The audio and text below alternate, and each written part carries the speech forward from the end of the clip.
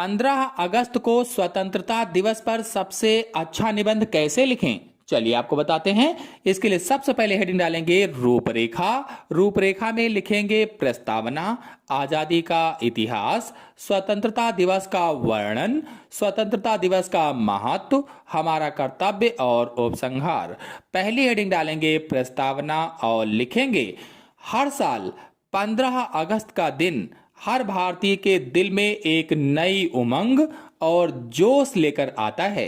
यह दिन हमारे देश के लिए बेहद खास है, क्योंकि इसी दिन सन 1947 में हमारे देश को लगभग 200 सालों के अंग्रेजी शासन से हमेशा के लिए आजादी मिली थी। यह दिन सिर्फ एक तारीख नहीं, बल्कि हमारे वीरों के बलिदान और संघर्ष का सबसे बड़ा प्रतीक है।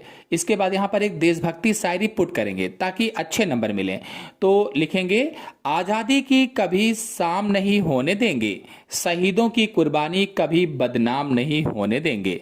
फिर अगली हेडिंग डालेंगे आजादी का इतिहास और लिखेंगे अंग्रेजों से यह आजादी हमें आसानी से नहीं मिली थी। इसके पीछे अनगिनत स्वतंत्रता सेनानियों का बलिदान था। महात्मा गांधी, भगत सिंह, सुभाष चंद्र बोस, चंद्रशेखर आजाद, सरदार वल्लभ भाई पटेल, रानी लक्ष्मीबाई और मंगल पांडे जैसे महान नायकों ने अपनी जान की परवाह किए बिना कड़ा संघर्ष किया। किसी ने हंसते हंसते फांसी के फंदे को गले लगाया, तो किसी ने जेल की काल कोठरी में अपनी पूरी जवानी काट दी। और इसके बाद यहाँ पर एक देशभक्ति शायरी पुट करेंगे सरफरोशी की तमन्ना अब हमारे दिल में है, देखना है जोर कितना बाजुएं कातिल में है। फिर अगली हेडिंग डालेंगे स्वतंत्रता दिवस का वर्णन। तो लिखेंगे 15 अगस्त का दिन पूरे भारत में राष्ट्रीय पर्व के रूप में बहुत ही धूमधाम से मनाया जाता है। इस दिन की शुरुआत देश के प्रधानमंत्री द्वारा दिल्ली के ऐतिहासिक लाल किले पर तिरंगा झंडा फहराने और राष्ट्रगान के साथ होती है, जिसके बाद वह देश को संबोधित करते हैं। स्कूलों, कॉलेजों और दफ्तरों में विशेष सांस्कृतिक कार्यक्रम होते हैं, जहां बच्चे देशभक्त के गीत, नृत्य, नाटक आदि प्रस्तुत करते हैं। यहाँ पर देशभक्ति शायरी पुट करेंगे दे सलामी इस तिरंगे को जिससे तेरी शान है, सिर हमेशा ऊंचा रखना इसका जब तक जान में जान है।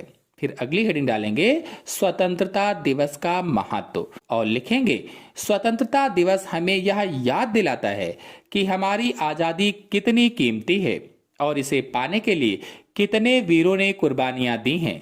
यह दिन हमें सिखाता है कि जाति, धर्म और भाषा के ऊपर उठकर हम सब एक हैं।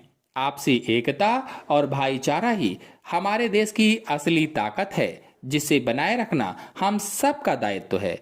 ना जियो धर्म के नाम पर, ना मरो धर्म के नाम पर, इंसानियत ही है धर्म वतन का, बस जियो वतन के नाम पर। फिर अगली हेडिंग डालेंगे हमारा कर्तव्य। देश को आजाद कराना जितना कठिन था, उसकी आजादी को संभाल कर रखना उससे भी ज्यादा जरूरी है।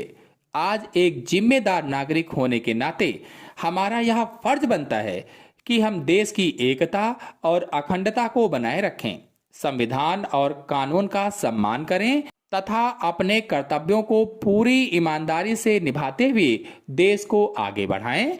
वतन की रक्षा करना हमारा पहला धर्म है। इस मिट्टी का कर्ज चुकाना ही हमारा कर्म है।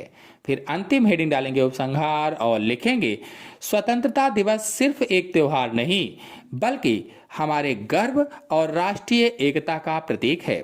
यह दिन हमें यह संकल्प लेने के लिए प्रेरित करता है कि हम अपने देश को दुनिया का सबसे महान और सशक्त राष्ट्र बनाएंगे।